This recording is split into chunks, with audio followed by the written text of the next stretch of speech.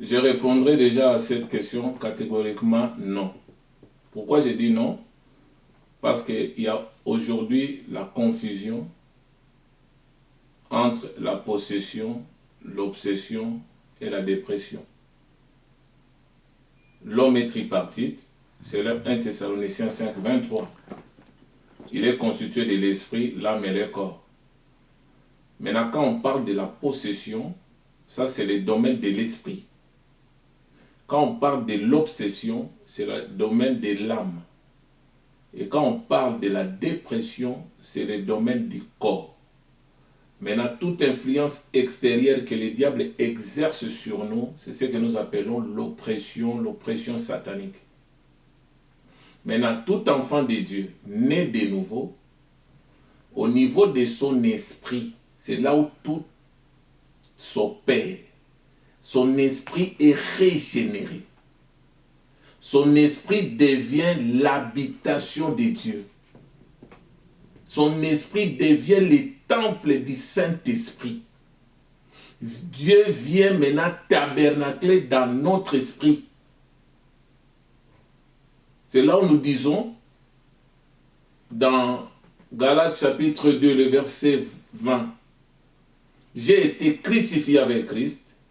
Si maintenant je vis, ce n'est plus moi qui vis, mais c'est Christ qui vit en moi. » Parce que selon 1 Corinthiens 6, le verset 19, la Bible dit « Ne savez-vous pas que votre corps est le temple du Saint-Esprit qui est en vous ?»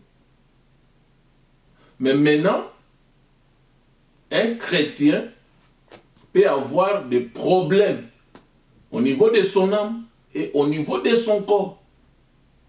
Raison pour laquelle nous sommes là, nous fréquentons des assemblées de saints pour écouter la parole, pour que, au fur et à mesure, Dieu nous transforme et Dieu nous change et Dieu nous façonne.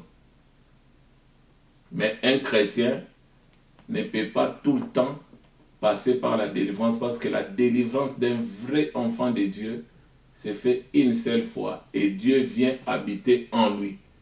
Et dans Marc 16, les versets 16 à 17, la Bible dit « Je vous ai donné le pouvoir de marcher sur les scorpions, les serpents, de chasser les démons à mon nom. Voici les miracles qui accompagneront ceux qui auront cru à mon nom. Ils chasseront les démons. Ils imposeront les mains aux malades, les malades seront guéris. » Maintenant, imagine-toi, c'est lui qui est censé chasser les démons, qui a reçu d'abord le pouvoir, selon Luc 10, 19.